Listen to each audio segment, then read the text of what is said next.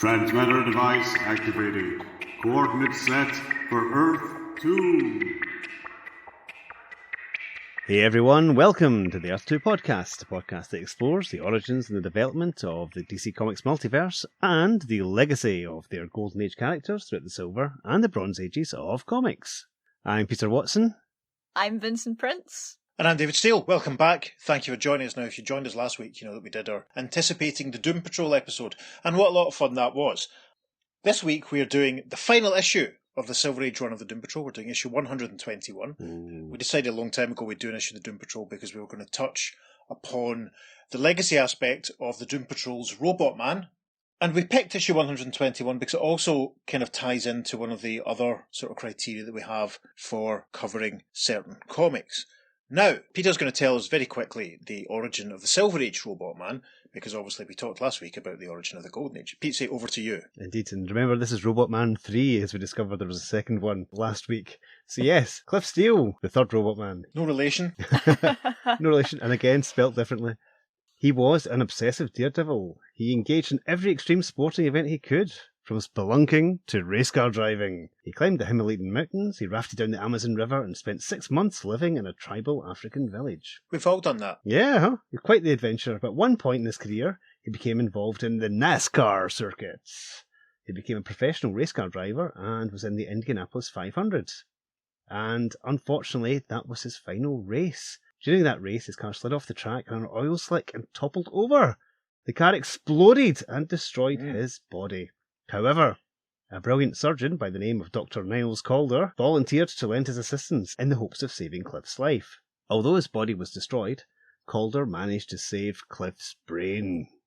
He transferred it into a cybernetic body, and Cliff became known as Robot Man. Calder made arrangements so that his participation in the surgery remained completely anonymous. So, when Cliff awakened in the hospital bed, he learned what had become of him.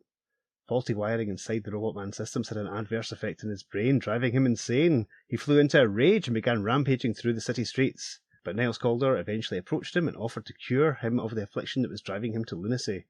And he finally calmed Robot Man down long enough to perform the operation. After the operation, Calder offered Cliff a new lease on life. He asked him to become part of a special team of misfits dedicated toward the fight against evil. Joining with Negative Man and Elastigirl, the three new heroes became the first Doom Patrol! And there we are. Hooray! Yay! Round of applause. So this will be the point of the episode then, when I ask everyone assembled, when did we all first encounter the Doom Patrol? Vincent, you're our special guest this week. When did you first encounter the Doom Patrol? Probably from the Doom Patrol series, Ah. which does have a kind of different origin story to Cliff. Mm-hmm. Yeah, it seems that Niles Calder's, aka the Chief, actually set him up from the very start and caused the accident, making him Robot Man. Is that the Netflix TV show, which I haven't seen? Oh, the HBO, yeah. HBO, right, that's okay, right, Yeah. cool. I haven't seen it, isn't that terrible? Shocking. Oh no! I know. Spoilers! I know. It's fine, That's I'll see okay. eventually, I'm sure. You hadn't encountered them at all before the TV show. That's really interesting. Well, weirdly enough, there was a show when I grew up, and there was a very similar character that looked like Brain, but instead of a gorilla, it was a bear, and he had a brain, and it was a weird French voice. And he was the main bad guy in the series, which is Wow. quite weird now to think it. Well, Yeah, and I googled him one day, and I was like, oh, okay, what's this guy with the gorilla and the brain?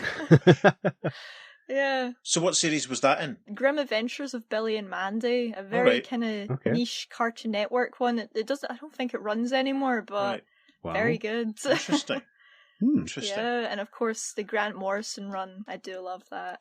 As do we all. Have you read a lot of Doom Patrol comics? Oh yeah. Right. I'm working myself backwards probably right now Cool. because I have grabbed the Silver Age from Forbidden Planet Glasgow. Very good place.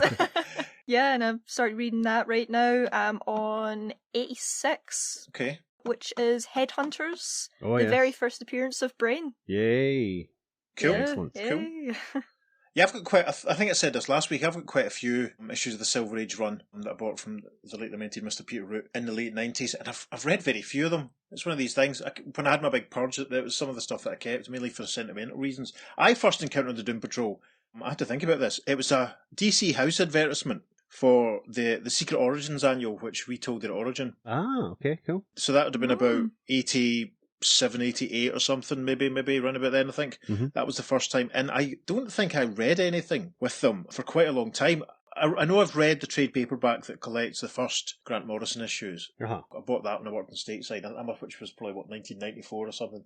Out of the three of us, I'm probably the least qualified to talk about them, to be honest, it must be said. Oh well. So, Pete, say, when did you first encounter the Doom Patrol? I was trying to think about this the other day, actually. I think it might have been when Robot Man appeared in the Teen Titans fairly early on.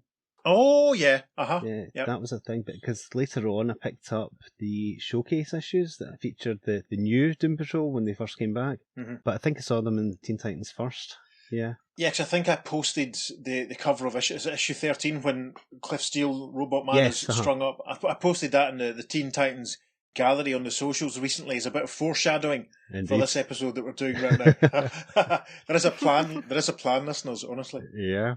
Yeah, that's where I first encountered them, and obviously I've followed them ever since, including their DC Comics Presents appearance, in which it was also the first appearance of Ambush Bug, another character I love and adore. It's great. Mm-hmm. Even although he's a bit murdery in that one, it's a bit different from the standard fun-loving Ambush Bug, but never mind. And also the Paul Kupperberg series was fantastic. And then that led into the Grant Morrison run with Richard Case, and that perhaps it's certainly my top 5 run of comics ever. Interesting. It used to be number 1. I don't know if it's still number 1. It's hard to actually rank them now, and to be honest, I don't really like ranking things, but certainly it's right up there as a phenomenal run. There's so many subtle bits in it, that, like, so many references that, being from the same place that Grant's from, we kind of see the jokes and the references that he's making that's going over the heads of lots of people. Like, there's characters in it called the Sex Men, and they're called Kiss, Cuddle and Torture. And that was a game that used to be played in some Glaswegian playgrounds in primary school. Really? Yes. You didn't have that in Paisley? What kind of weird-ass school did you go to? Kiss, Cuddle or Torture? Kiss, Cuddle or Torture, yeah. I suppose nowadays they'd do it in Snapchat, wouldn't they? Anyway. Kiss, Cuddle and Snapchat. Yeah. But yeah, I just love that run so much. Long story short, that was my introduction to the Doom Patrol, and I've loved them ever since. I've always meant to read more of the Grant run because I'm such a big fan of his Animal Man series and all that. He can kind of do no wrong in many ways, I think. I should read some more. Maybe this episode will encourage me.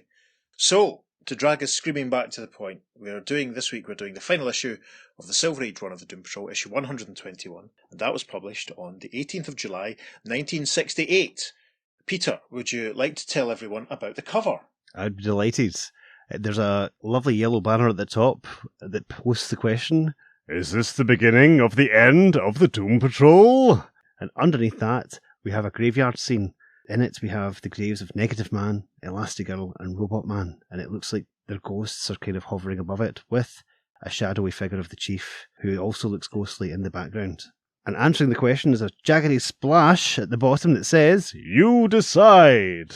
It's also worth pointing out that a full moon looms in the background. Yes, take a drink, folks. Listeners. Yes. Yeah, it's quite an iconic sort of moody cover, isn't it? Very much a final issue of the series cover. Yes, spoilers for it is. Shall we jump straight in? Let's do so. Our opening splash panel tells us immediately why we chose this one. You'll know that in the past, listeners, we've done episodes where we've encountered some of the DC staff members on what comes to be known as Earth Prime. Comparatively recently, we did issue The Flash that asked the question, Flash, Fact or Fiction, where we met Julie Schwartz.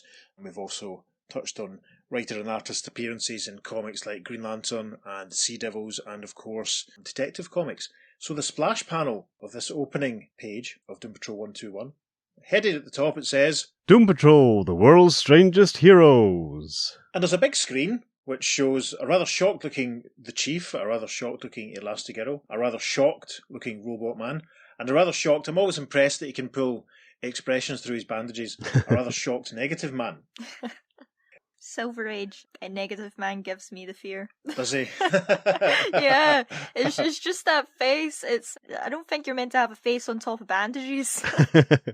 Yeah. It's actually not so much a screen, it's more of a large drawing that's been rendered by the artist for this issue, Bruno Premiani, and he's talking to Murray Boltinoff, the editor of the series at this point. So we chose this one because it's doing that whole thing where it breaks the fourth wall and brings in the comic creators. And above this drawing, there's a caption which reads, The death of the Doom Patrol. Yes, and Bruno, she would describe, thinning hair, glasses, very neat moustache, wearing a stripy tie. And Bruno is in the process of saying, It's true, Murray. They will die. You didn't tell me how to finish this page. You're gonna kill our Doom Patrol? And in the foreground, we see Murray Boltonell sat at his typewriter. And there's a story about this, actually, because it wasn't originally supposed to be Murray, but I'll tell you that at the end. Murray replies, I don't know, Bruno. It's not up to me. Unless the Marines send help, the Doom Patrol will die after this issue. And you, jolly reader, and he's pointing right at us, you are the Marines. Only you can save the Doom Patrol now, and I kid you not. Gosh. Dramatic. Ooh. I know, it's a start and a half. So we turn to page 2. It's a nice close-up of Bruno, as he says. But it would be terrible. We created these nicer people with big problems but bigger hearts. In panel 2 of this page, it's a shot of Robot Man, Cliff Steele, punching his own reflection with a crash, and this panel has a caption that says, Like a robot man, and how he woke up in a hospital one day and found... I'm not Cliff Steele, human being anymore. I'm a tin man with a real brain. Some lousy joke. Punches him out with a crash. That's obviously a flashback to his origin. Exciting. Bruno continues to narrate the next panel, saying, And Rita, who sacrificed her movie career to use her stretching powers to help people. Yeah, and this panel shows Elastigirl, who we referenced last week when we did that Challenge of the Unknown story. Rita, grown to enormous size above a raging flood, and she's helping a couple of chaps who are in their boat, and we can see houses and trees being swept away. There's lightning flashing in the background, as Rita says, Don't be foolish, Mr. Premiani. This is the biggest star role I ever played. And then Bruno narrates the next panel, which shows the negative man bursting into action. The narration says, And poor Larry, who can't ever take off his bandages because he is radioactive. Negative man says, You win some, you lose some, Bruno. After all, without my condition, Negative Man would never have been born. There's a sort of grzzzt sound effect as the shady, scary black silhouette figure bursts out of his body. The next panel, on page 2, it's a nice close-up of the Chief, and he's winking. Bruno's narration says, And of course, the Chief, greatest brain in the world. Very smug-looking Chief says, Nonsense. No man is more than the sum of all previous knowledge. Well, maybe a teensy bit more. That's probably when he winks. So we're back in the DC Comics office. In this final panel of page 2, Bruno's sat in front of his drawing table. We can see a slightly sketchier version of the image from this opening splash. Murray's at the typewriter. Bruno says, And now you kill them. That's terrible. I told you, it's up to the readers. Later we'll tell them how they just might save the DP. And by that he means, of course, the Doom Patrol. So, we arrive at the top of page 3, and a very large caption says, The beginning of the end. And this panel shows she's very statuesque, Madame Rouge, standing in her secret dodgy headquarters, standing over a sort of weird screen that has it looks like it's an upside-down old-fashioned light shade type thing with television inside it. She's being lit up in green light, and as she looks down over the screen, which is showing a nice little semi-detached house surrounded by trees and a very nice suburban area, she is saying, There it is! The headquarters of the Brotherhood of Evil! We shall be at Turbo Zero in 6 seconds, prepared to release the bomb! And in the background, one of her hooded goons says, Bomb is at the ready, Madame Rouge. Okay, gosh, so it's Doom Patrol baddie versus Doom Patrol baddie. Is Madame Rouge, is she in other stories? Yes. She pops up in the Teen Titans Oh, really? quite a lot. Mm-hmm. I know she's definitely popped up in a few of the cartoons that I enjoy. And Michelle Gomez is playing her in the TV series. Oh, really? Oh, yeah. Interesting. Mm-hmm. That explains everything. So, over the page now, top of page 3, the caption for the first panel says, Meanwhile, in Brotherhood of Evil headquarters. Yes, and in this panel, arch Doom Patrol enemies, the Brain, and the gorilla-esque Monsieur Mala. Did I pronounce that properly, everyone? Oui. Cool, that'll do. And the Brain is fascinating. It's almost like a kind of skull-like robot head with a glass dome on top with the brain floating in it. Kind of similar to Robot Man if you think about it in a way. Mm-hmm. Monsieur Milan is kneeling in front of him, and there's a blip, blip sound effect coming from the Brain as he says, I tell you this woman could ruin everything, Mala. And Mala replies, But why, Brain, now that she is no longer with the Doom Patrol? Brain says, That's just it, you fool. On her own, there is nothing to restrain her. Slight change of perspective of the second panel is the close-up of Mala the gorilla moving in closer to Brain, and Mala says, But surely you, Great Brain, have nothing to fear. There's a couple of blips, and then Brain replies, I do. Madame Rouge knows that I helped to create that furnace of evil that burns within her. Therefore, she will do anything to destroy. And then they're interrupted by a massive Boom sound effect as literally the roof of their house explodes and Mala goes flying and the brain goes flying, disconnected from his equipment with his brain falling out of the disembodied head. Oh no. Madame Rouge has only gone and blown them up. Oh my goodness. So, we arrive at the top of page 5. And the caption there for the first panel says... Later, at the Doom Patrol's headquarters... Yes, we see the chief operating some equipment, and he's saying... And though the Paris police are still digging for the pieces, there's no question that the brain and his genius gorilla are dead. Robot Man says... There goes another fun group. Negative Man says... That's okay by me. And a close-up, the chief says... You missed the point. This is Madame Rouge's doing. It was meant as a warning to me. Huh? The chief continues, in the next panel, holding up a photograph of Madame Rouge. Yes, the only woman I ever loved is out to destroy me. Robot Man and Negative Man look a little sceptical. Robot Man waves a hand, saying, Baloney! I think you've been reading too many romance magazines, Chief. The brain was probably knocked off by some other criminal nut, like the kidney or the lung. In the next panel, we get a very effective screech of brake sound effect coming through the open window. Robot Man cries out, What's that? Somebody hit his car brakes with a sledgehammer. The chief says, Down, both of you, quickly! So he moves out the way. Robot Man and Negative Man duck. The next panel shows a car screeching past outside. Massive big screech of brakes. And the next panel, final panel of page 5, a couple of gun barrels emerge from a window and there's a rat-a-tat-a-tat of machine gun fire. Very exciting. First panel of page 6 now. Robot Man's in the process of saying, Those dirty creeps. They wounded an innocent bystander and left him for the vultures. Wait till I get my hands. Shaking his hand in anger, we can see that they're now outside. Negative Man is tending to the aforementioned bystander, and Negative Man says, This guy needs more than your anger, Nickelhead. And then he continues in the next panel. Fly him straight to the city hospital, Negman. Then report back, like fast. I think we've got a big night ahead. Yeah, and with a grrrz sound effect, Negative Man's shady form carries off the innocent bystander, Robot Man kind of waving after him. So the next panel is a closer shot of Robot Man reaching down and picking up some of the bullets. He's saying, Hold it, Larry. I'll carry you inside till Negman returns to your body. But first, let me pick up those shell casings. They'll have identifying ballistic marks. Yes, from the background we can see Larry crouching on the ground. Someone give the listeners a quick Q&A of how Negative Man's powers work then. Yeah, so basically when Larry releases his negative spirits, it can fly off and it's got all these extra powers, but it leaves him physically weakened, and basically the negative spirit has to return to him within 60 seconds or he'll die. Blimey, so he's got to get that old man to the hospital and back within 60 seconds. Gosh, well, there we go then. Where's our man's little countdown clock when you need it? So, story continues then. Robot Man's dialogue in the next panel is, There they are, Chief. A batch of casings and one shell that didn't fire. A dud. As he throws the bullet cases down onto, well, it looks just onto a nice comfy couch stroke sofa there. It looks like the Chief is whizzing past on his wheelchair, and he says, A dud? Maybe, and maybe not. Quick, Cliff, jam those under the sofa cushion. Next panel is a massive Boom! As the sofa explodes, Robot Man's just in front of it, reaching in. He's obviously managed to move the dud bullet out of the way before it completely blows off. Robot Man's dialogue in the next panel is, Holy cow, that dud was a mini bomb set to explode as soon as I carried it into the house. And we can see that his right hand has been completely destroyed. It's all mangled and torn up. An extreme close-up.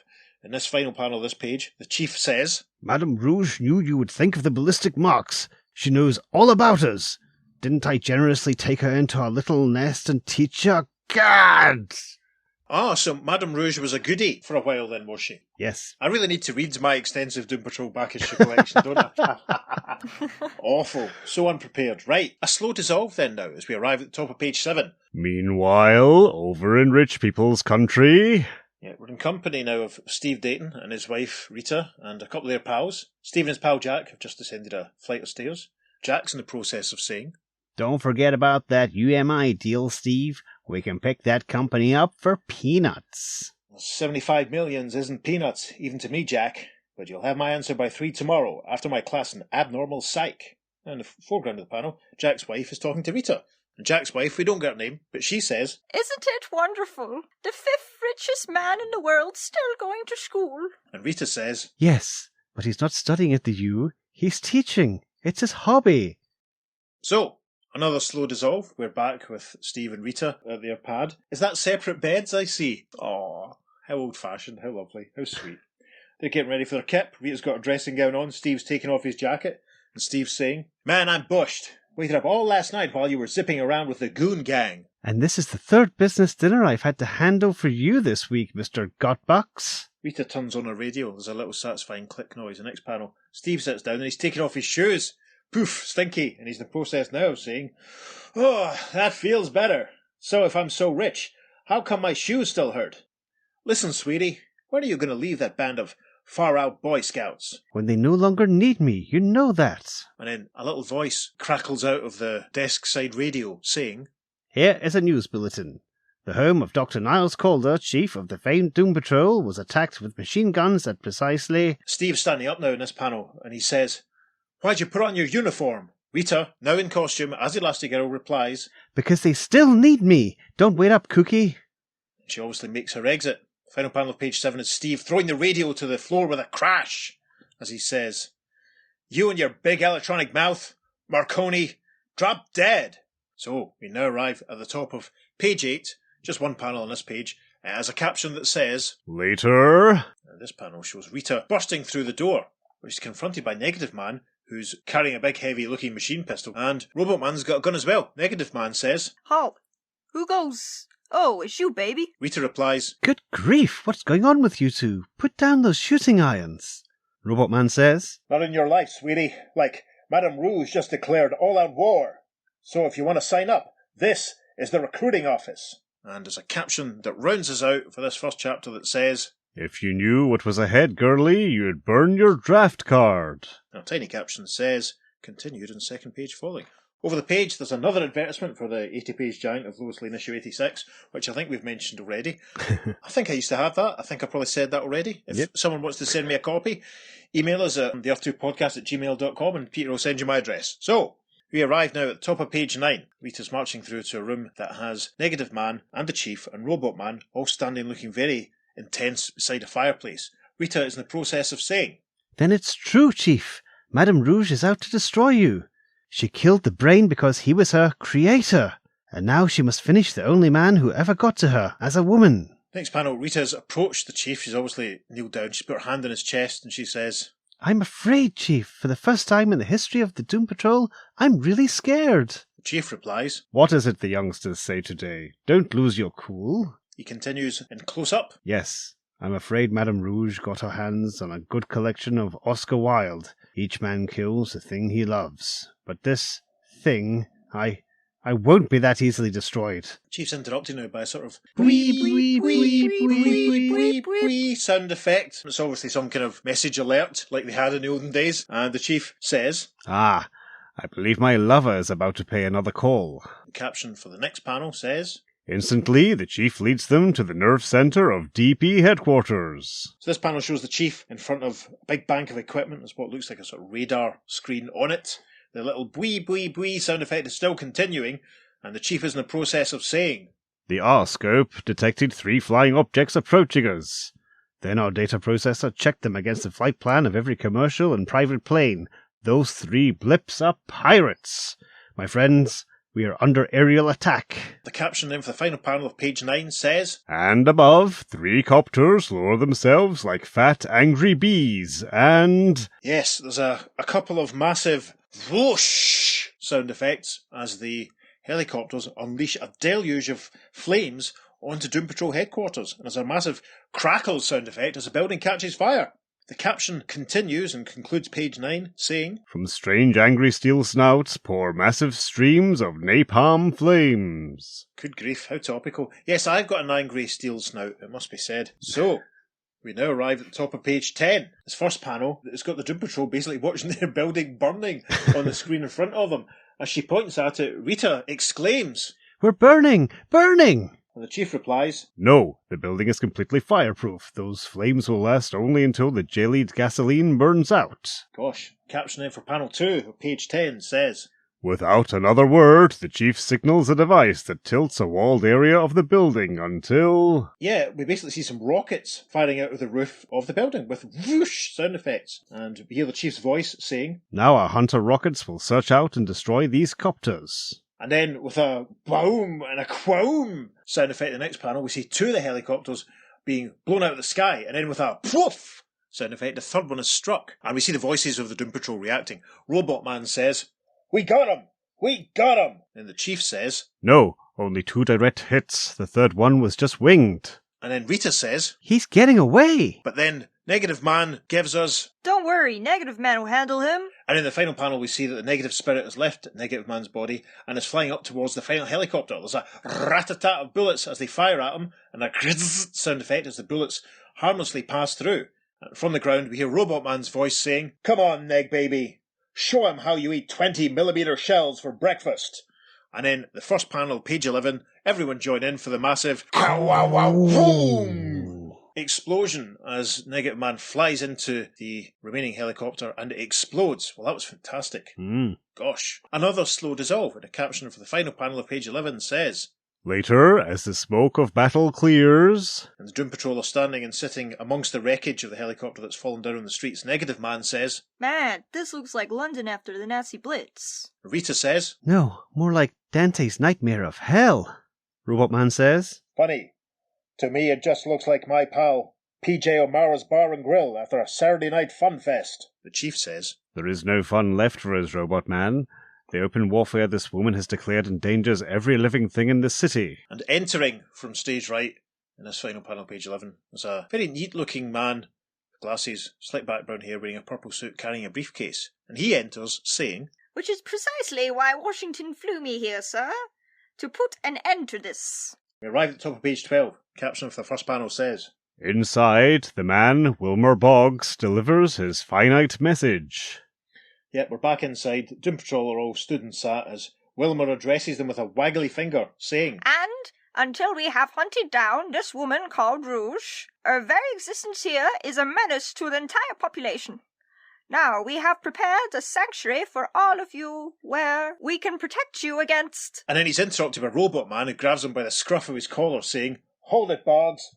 We fought the Brain, the Arsenal, Mr. 104. You name it, and we destroyed it. So who's going to protect who from what?" Robot Man's lifting Wilmer up into the air in panel 3. Wilmer says, But I have my orders. If you don't go voluntarily, deportation proceedings will be instantly... "Deportation? You little bureaucratic crumb. I'll deport you to the moon with one shot."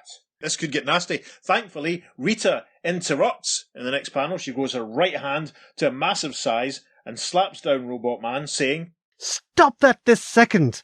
I've never lifted a giant hand to you in my life, but... "Oof," says Robot Man as Rita bats his arm down. And Robot Man says in the next panel, "Okay, Chief, you tell him. Tell him nobody wipes the streets with the DP." I'm afraid not. Mr. Boggs, we shall be gone within 24 hours. You may give my word on that to your superior. Wilmer Boggs makes his exit in the next panel. Robot Man looks pretty annoyed. He's punching at the wall as he says, "Man, this is the worst. The bleeding end. The fabulous, furious fighting Doom Patrol, made to leave the country by some stupid computer in Washington. Blech." So, another slow dissolve. We arrive at the first big panel of page 13. We're at the airport.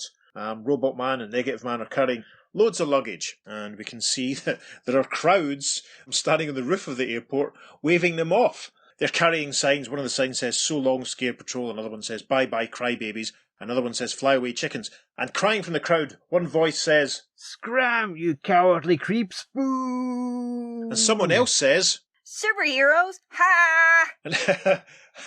and another voice says, How come you didn't change your uniform colours to just plain yellow? and a very disheartened Negative Man, as he carries some luggage, says, Looks like our fans have all turned out. Rita says, Don't pay any attention to them. and the chief says, Rita is right. We must go with dignity. Robot Man, who's carrying all the luggage, says, yeah, he's got loads of it, much more than anyone else. "Dignity," he says. "If I had just a couple of minutes with them." In the foreground of the panel, we see the wheels of an aircraft, and in the next panel, they're all inside and seated. Negative Man, Robot Man, in the seats at the front with Rita and the chief ensconced behind them. Robot Man is turning around and saying to the chief, "Where are we headed for, great leader?" You got a nice little hideout for the organised cowards of America? The chief replies. I think you may find it amusing. It's a little place I've been preparing for a while now. And Robot Man says, You've been preparing for? You knew this was coming? You got a new command post for us? We're gonna fight back? Yahoo! Mr. Beard, I gotta kiss you. I gotta. Robot Man leans forward and kisses the chief on the top of the head. And with that, mwah! The chief looks delighted, to be honest. That's actually quite worrying. Yes. So, we arrive then at the top of page 14. There's one splash panel. The caption for this page says, Soon above the glorious Caribbean Sea, paradise of surf, sand and sun. So this panel shows their aeroplane flying down. We can see there are some armed-style rockets, all ranged to point at the sky. There's some buildings, a big dome. There's another building, looks like it's still being built in the background. There's some palm trees blowing in the breeze. Robot Man says from the cockpit of the plane, Man, dig that crazy Coney Island.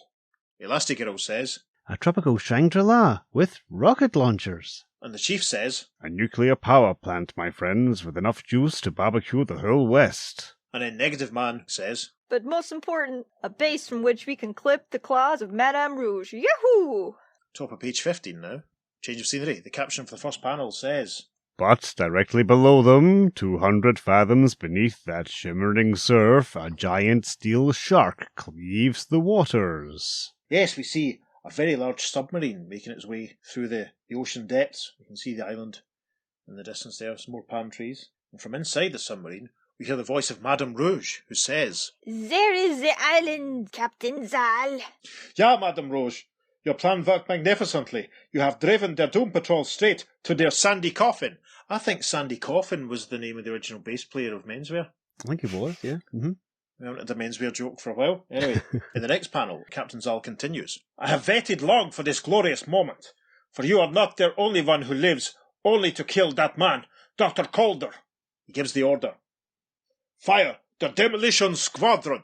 And then with some swooshes and swooshes and swooshes, we see some frogmen being fired out of what looks like the torpedo tubes. Awesome. They're emerging at speed and swimming off through the water. Back inside the submarine finally now, we see Captain Zahl, who has a sort of militaristic style uniform. He has a monocle, a military cap. Looks like he's something kind of fitted collar. And it's worth pointing out, he only has one arm. His right arm is missing. And he's in the process of saying to a very serious-looking Madame Rouge, he's obviously still talking about Dr. Calder, the radar devices he perfected in World War II destroyed my Führer's glorious plan of victory. And their anti-U-boat bombs he invented smashed my own ship and left me to live with a collar to support my head. Madame Rouge looking very, very steely-eyed as the captain continues. But now, together, Madame Rouge, we shall put an end to their chief of their Doom Patrol. Gosh. The panel of page 16 shows the frogmen emerging from the water, climb up onto some rocks, as in the background we see the Doom Patrol's aeroplane has landed, and they've all made their exit. Again, Robot Man's carrying most of the luggage, Negative Man's got some of it, Rita is wheeling along the chief. Robot Man is saying, Man, I can't wait to get started on some plan to smash the Rouge lady. Negative Man says, That makes two of us, chum. This is one piece of mayhem I'm really gonna delight in. Rita and the chief in front, and the chief is saying, Gently, friends, gently. We must lay our plans carefully and flawlessly. Remember, Madame Rouge has a few ideas of her own. And Elastigirl replies, She can't touch us, Chief, not here in this impenetrable island fortress. And page 16 is concluded with a caption that says, Bite your tongue, Rita. The impenetrable just got penetrated. But good. We arrive at the top of page 17. Unseen by the Doom Patrol, the demolition squad swiftly carries out its mission. The background of the panel, there's a massive Boom! explosion as their aeroplane, explodes. We can see the frogmen legging it. Robot Man turns at the explosion and says, What the? A firecracker from Madame Rouge, no doubt. Some secret headquarters we picked. Kennedy Airport would have been better. He observes the frogmen and says, Okay, frogmen, prepare to do some real croaking. And he's caught up with them in the next panel. Basically hands them their asses. He punches one guy out, saying, Relax, cookies. I can handle this whole batch. Obviously telling the others he doesn't need any help. The frogmen look very unhappy and scared as Robot Man continues. Sheesh! The Rouge lady must have sent her freshman squad. If they don't fight any better than that, the State Boxing Commission's gonna investigate them all. Final panel of page 17. This is great. He grabs one guy by the ankles and slams him down on top of another one with a boom. sound effect, all the while Robot Man is speaking and saying, "What did you idiots think you'd accomplish by blowing up our plane? Negman could fly us all out of here in 17 seconds. Or we could build a pontoon bridge out of your bodies and walk back." And one of the frogmen, as he's struck by his colleague, painfully exclaims, "Ugh!" Awesome. So we arrive at the top of page 18 now. Rita cries, "Look out! Behind you!" Robot Man says, "Oh," and these frogmen must be the super strong division because they've managed to lift a set of aircraft wheels and throw them at Robot Man. And in the process of doing so, one of the frogmen says, Too late, Elastigirl. Robot Man is a dead man. Robot Man leaps out of the way of the flying wheels in the next panel, which land behind him with a thwump and a whoosh, and he says, "There you go, littering the beach again. Beer cans and Coke bottles are one thing, but this is going too far." Next panel, Robot Man uses his hand to cut down one of the palm trees, and he's saying, "That's what I get for trying to be nice. Okay, now I'm sore." And he uses the palm tree in the next panel to rush the 3 frogmen and knock them all off of their feet, saying, "This is one bellyache you won't forget for a while." Yep, he strikes them all in the middle and they all go flying with a thwump. One of them cries, "Ugh!" So, caption for the final panel of page 18 says, Suddenly, as the mighty submarine surfaces... Yes, there's a massive sploosh sound effect. Now, we don't really quite see how close they are to the beach that they're able to see this, but they are able to see it. That's all that matters. The chief's voice from off-panel says, Good grief, it's... "Yeah, Dr. Calder, your old friend, Captain Zahl. An unpleasant surprise, nein? Especially since their War Crime Commission declared me dead 15 years ago." So we arrive at the top of page 19 now, as out in the water, standing on top of a submarine, Captain Zahl continues, "And I have 3 more surprises for you, Herr Doctor. They're weapons you see mounted here. Very special devices for you and your freakish friends." There's an insert panel. You see one gun firing with a quoom sound effect. As Captain Zahl says, "First, a special one for Negative Man." And we see, back on the beach with a quiff sound effect, there's a little cloud blowing up around Negative Man, who says, Nothing but a dud. All it did was blow sand at me. That's your secret weapon, Captain Zero? So in the next panel, Negative Man's down on his knees and he's obviously trying to unleash his power, but it's not working. He says, Okay, Negman, go get him. Negman, go! And off camera, off panel, Captain Zahl says, "Your commands are useless. The sand which was blasted into your skin is completely radio resistant. Your Negative Man is imprisoned within you." In the foreground of the panel, Rita is growing to giant size with a whoosh, and she says, "Don't worry, your big girlfriend will zap Captain Zahl." The caption for the next panel says, But before Elastigirl can expand to full height... Yep, there's another whoosh sound effect as, well, a giant net is catapulted from the submarine. It lands on top of Rita in the next panel, final panel of page 19. We can see there are bolas to tie the net around her. Rita says, "A steel net! I can't expand further until I break out of this, but at this size I haven't the strength to bust out." and off camera, Robot Man says, "Cool it, Stretch Baby. Robot Man's on the way." And a tiny caption says, Continued on the second page following. This is very exciting. We're at the top of page 20 and Robot Man has rushed up to the steel net that's surrounding Rita and he takes a bite at it. A crack sound effect and he's saying, "Man, this is easier than breaking a shoelace. 2 or 3 more of these and you'll be out, kid."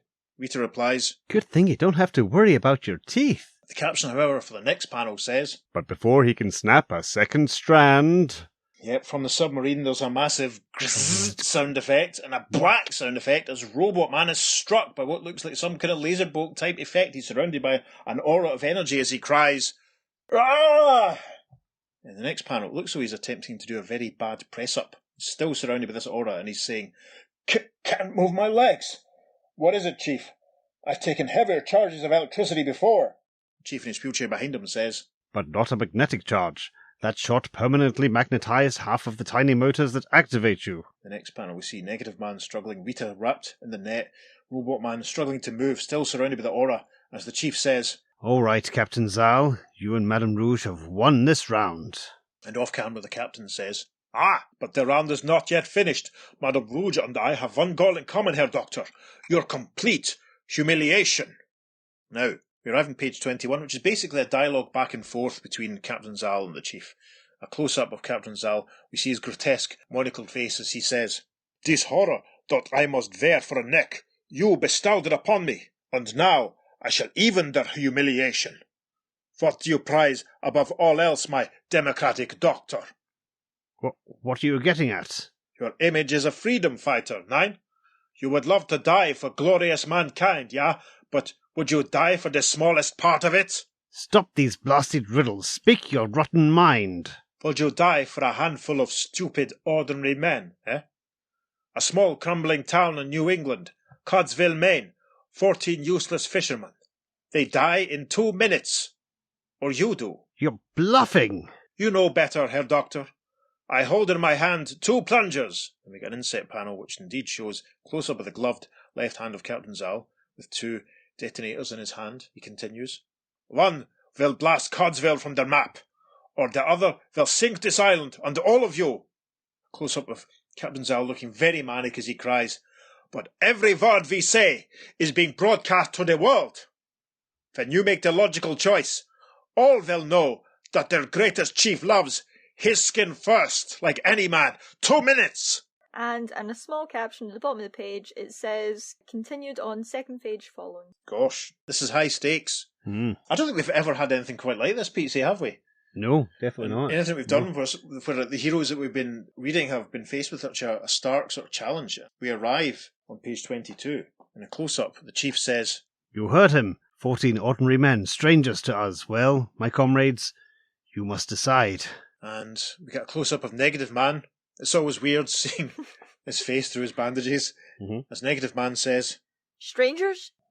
Chief, didn't you teach us all men are our brothers? a close-up of Elastigirl, who looks exactly like Hayley Atwell on this panel. She does? Wow. It must be said. There's some fancy casting there. Well, obviously we've got a great Rita. We should have had you doing your Hayley Atwell voice all the way through. Maybe Hayley Atwell will step in and voice this panel for us. Wouldn't that be exciting, listeners? Get her on the phone. Well, I've got her on speed dial. In a close-up, Rita says, The Pilgrims. They were just ordinary men too, not a genius among them. Next panel shows Robot Man still on his back, surrounded by the aura, unable to move, and he says, And the Hebrew children, who wouldn't bow to the Pharaoh, just ordinary shepherds and farmers. In his next panel, we're back out on the submarine with Madame Rouge and the captain. We can see the Doom Patrol on the beach in the distance. Madame Rouge looks at the captain and she says, Why don't they answer? What do they wait for? Remember, Zahl, you agreed that they will not die. Never fear, madame. They will not sacrifice their precious DP for nothing. But then, the final panel of page 22, the Doom Patrol all look triumphant, as the chief says, Here is our answer, Captain. And Negative Man, Robot Man, and Elastigirl all say as one, Fire away! Off camera, Captain Zahl says, Fools! Heroic fools! So be it, Madame Rouge says. No, Zahl, don't do it! You swore to me!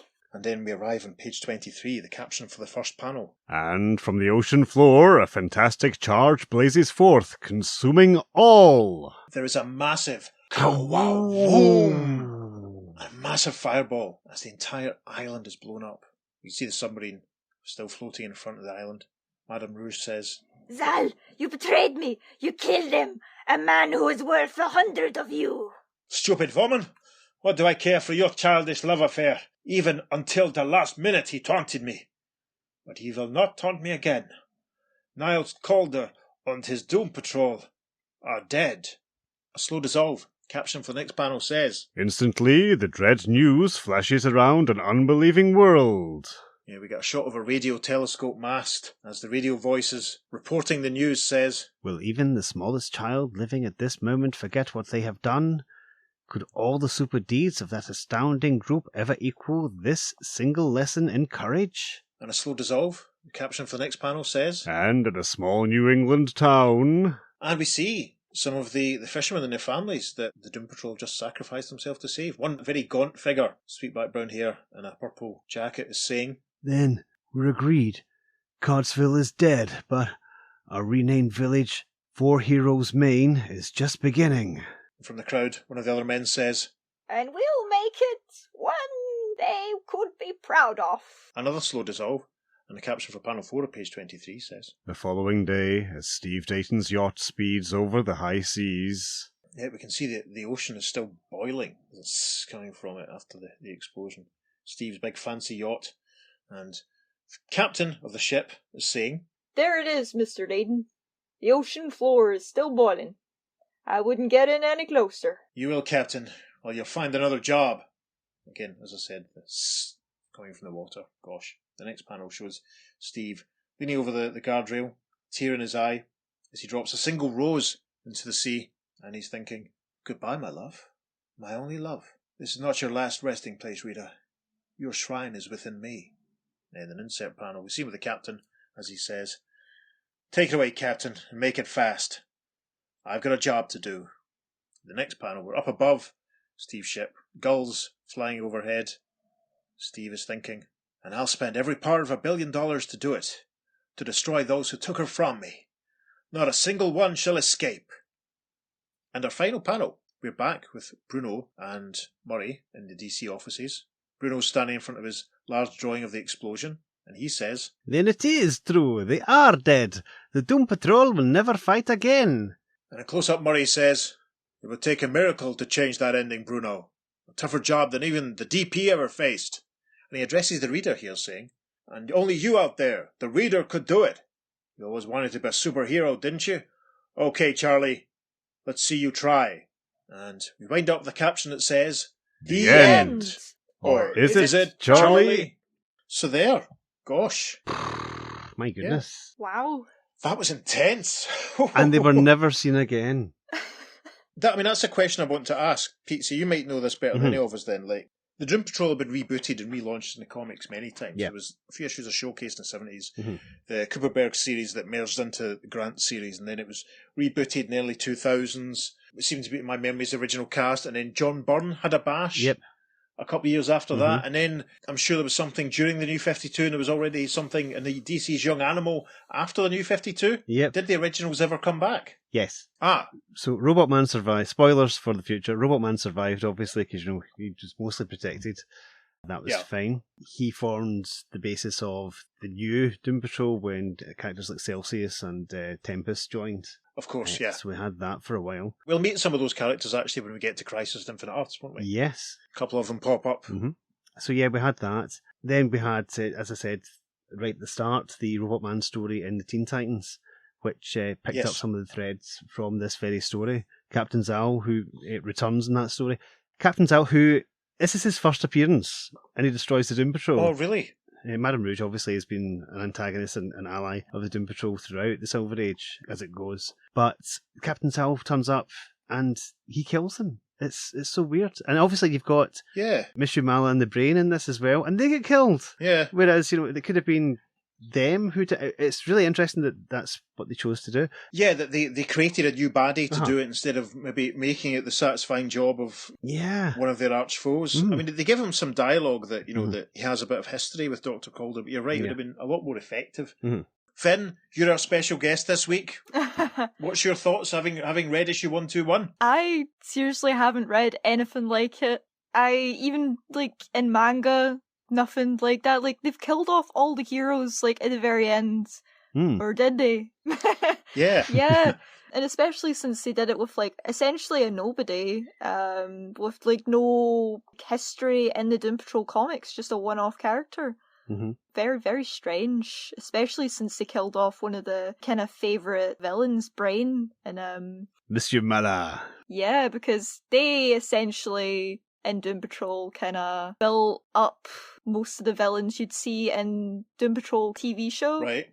Edric Morden, which was basically created by Brain, turned into Mr. Nobody. Yay. Love Mr. Nobody. So, yeah, without Brain, you wouldn't get him. And I'm thinking... he's dead. Wow. Yeah, I mean, that's the thing Pete said. Do Brain and Monsieur Mala, do they come back at any point? They come back, and there is a phenomenal Grant Morrison story, a single issue story. It deals with them confronting Robot Man and Cliff Steele's brain, which is separate from the Robot Man body at that time. Oh, right. And it is a phenomenal issue. I might try and track that down. I need to get some more trade paperbacks of the Grant stuff, don't I? I think that's what I really need to do. As far as the future history of the Doom Patrol goes, I forgot to say as well, obviously the Negative Spirit survives. Ah. It then inhabits Negative Woman, who is part of the Showcase revival. Of course, that's right. But then there are several new teams later on, and there's a really good John Arcudi series that introduces a lot of new characters, but also still has Robot Man in it, but that's really good. Right. Then there's also the John Byrne reboots, which kind of takes it right back to the beginning. and as if this was the Doom Patrol appearing for the first time. Right. As far as everyone was concerned, it was a full reboot. That's the one that spun out of Justice League, wasn't it? Yeah. I remember reading that issue of Justice League at the time. I think I've got a few issues of the John Byrne one. It's weird. I've got a few scattered issues from the various series. I might have to dig them all out and do some flicking through, I think. But then that wasn't hugely well received. But after that, we had the Keith Giffen run. Matthew Clark did the art for it, and it's absolutely beautiful. But the Keith Giffen run's incredible because basically he said all those previous Doom Patrol stories, they all happened. And basically the whole reboot that John Byrne did was the rest of the team just pretending they were only getting together for the first time because they managed to bring Rita back from the dead and her psyche was fragile. Right. So they had to make sure that, she was kept stable. It totally retcons the whole John Byrne thing, but you just go with it because it's so much fun, and Keith Giffen's just so mental and so perfectly suited for the Doom Patrol. Right. I actually met Matthew Clark at a con a few years ago in Edinburgh and asked him about working with Keith Giffen, and I asked him what is a Keith Giffen script like. And he just kind of laughed, really. Unfortunately, at the time they were doing it, they were under a lot of pressure because Keith was actually quite ill at that time. Right. So it was very last minute, a lot of the scripts, so they were working under a considerable amount of pressure. I see. But he did get better, but unfortunately, sales weren't really huge on the series. But folks, if you're out there listening, check out the Keith Giffen run on Doom Patrol. There only were 2 trades of it. Unfortunately, it didn't complete the whole run. But it is an excellent series, and also had some really cool Metal Men backups. I think I've got a few of those because that was around about the same with Blackest Night, wasn't it? I remember because I bought the Blackest Night crossover issues. Now, I have a question which you both might be able to answer for me then.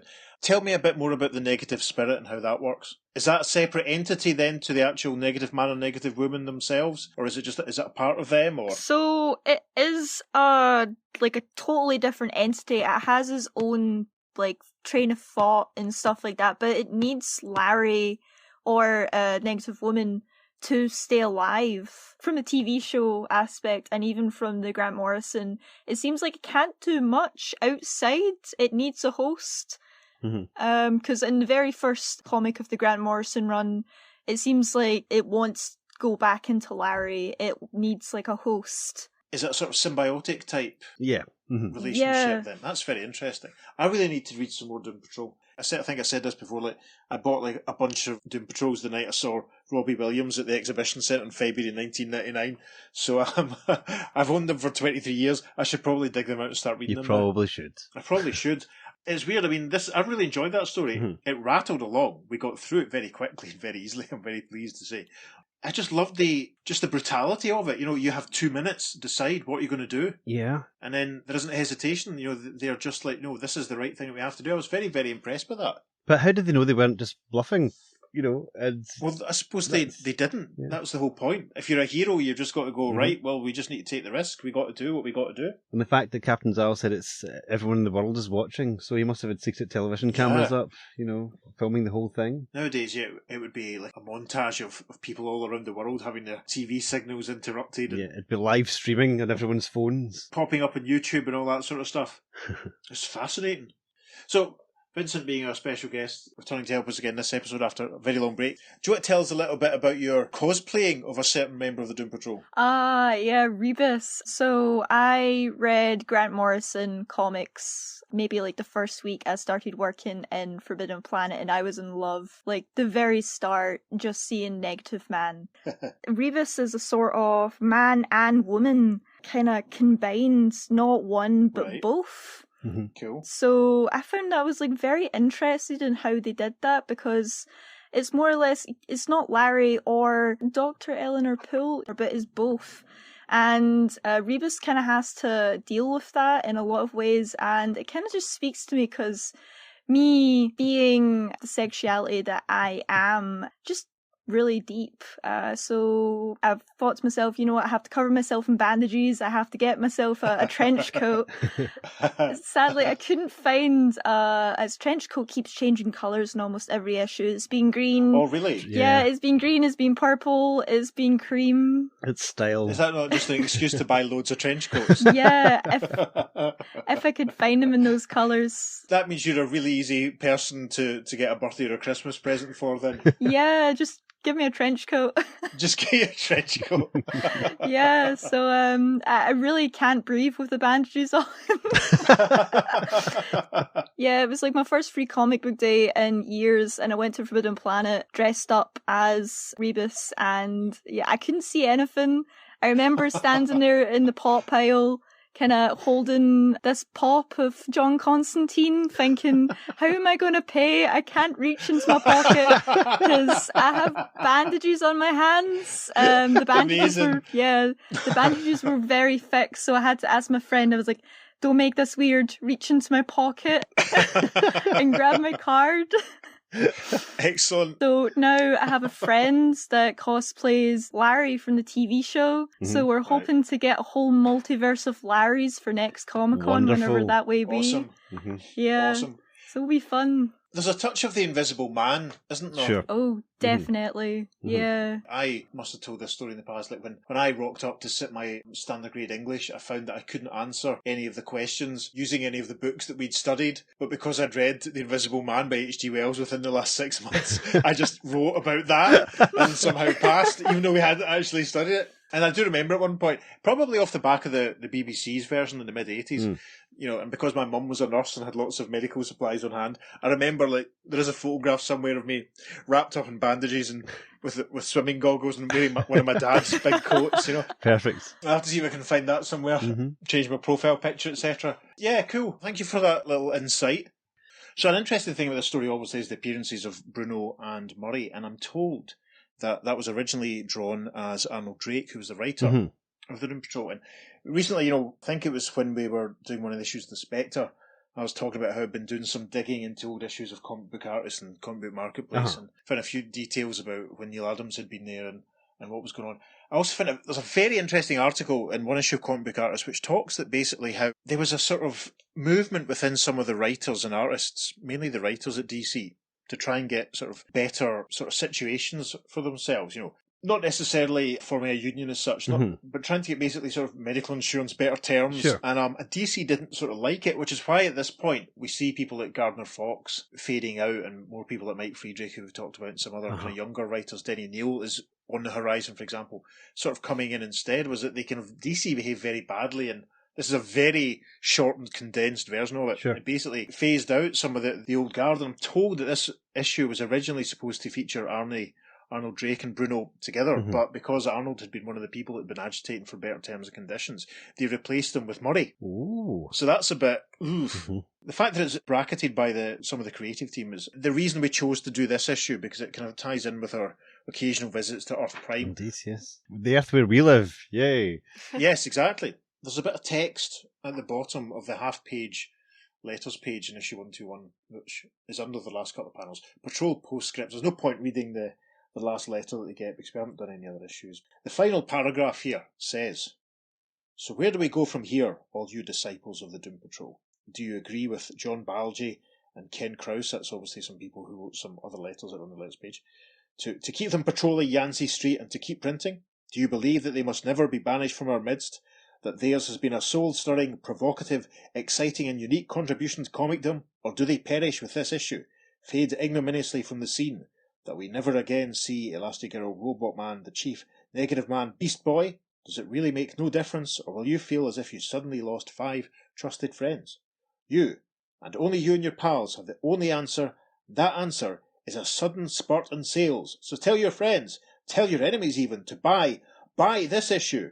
Or, it's bye-bye Doom Patrol, Ed. And obviously that didn't work. No. Because there wasn't an issue 122 published very soon afterwards that revived them. It was revived in the 70s for a couple of issues as a reprint book, reprinting early issues from My Greatest Adventure. But that was it. And as Peter's already outlined what happened to them next, we don't really need to go into all that again, but it's very interesting that they put it like that. Certainly is. You know, I wonder how the sales had been that they decided to take this sort of step to do this sort of thing in the story. It's very interesting. The Doom Patrol are never truly doomed. They always come back. So yes. Yes. Very good. Yeah, I'm kind of blown away by that comic, really, to be honest. It's the first time I've read it. I only got this issue quite recently. I got it before the postal increases went up before Brexit. I bought it from eBay from someone in France. So that was quite interesting. If you're listening, someone in France, thank you very much. And although recently we've had the Gerard Way series, there's not currently a Doom Patrol series hitting the stands just now. However, there is still the TV series. Yeah, the TV series. Although a lot of it is Grant Morrison, they are bringing in some Gerard Way stuff right now just to kind of even the Grant Morrison out, because it does bring in a lot of the characters you would find from the original series. They've brought back Beast Boy. Beast Boy is back from Titans. You have a new kind of twist on Larry Traynor. He's not as quite happy as he is. He's a bit more depressed. Robot Man's still the same, but he swears a lot more, and Brendan Fraser plays him. Yay. That's which right, is yeah. probably top casting for Robot Man. And Elastigirl, she's pretty good in it. She plays kind of more Larry Traynor's best friend. She doesn't have any man on the side right now, as her powers are a bit weird in the TV show. She can't yet control them, meaning that she's less elastic and more a puddle of mush. Alright, that doesn't have quite the same appeal, does it? Well, Yeah, so I think only in the last kind of season she's figured out that she can in fact change her size. oh, exciting. And I did tap on this earlier, but the Chief isn't exactly as friendly as he is in the comic books. He's a lot more sinister. He does have a love life in it though, and his daughter Dorothy from the Grant Morrison comics does kind of pop up, although I do know in the Grant Morrison comics it isn't his daughter. So that's something new that they have changed. So, how many series of the TV version have there been now? 3 seasons right now. So I've got a lot of catching up to do then. Yes, we both do. I've got the first season in Blu-ray, but I haven't watched it fully yet. I watched the first couple episodes, and I thought I really need to set some time aside for this. I'll maybe borrow that from you then once you've finished it. So that's our thoughts on the Doom Patrol, but what are your thoughts? Please get in touch.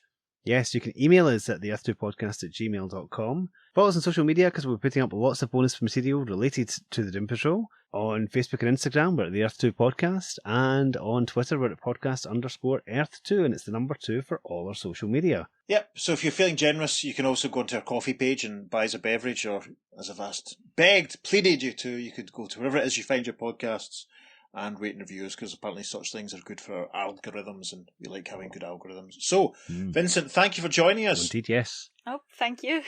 Hopefully we'll get you back again soon at some point. Thank you for joining us, listeners. I've been David. I've been Vincent. I've been Peter. And we'll see you next time on The Earth 2 Podcast. Transmatter cube activated. Return coordinates set for Earth Prime. Bite your tongue, Rita. The impenetrable just got penetrated. But good. My goodness, the language of this comic is filthy. Or maybe I've just got a dirty mind. I do apologise. Right. Well, it's the final issue of DP. What do you expect? Yeah, no, it's terrible. Oh, dear. I'm going to write a letter of complaint and post it 53 years ago. So,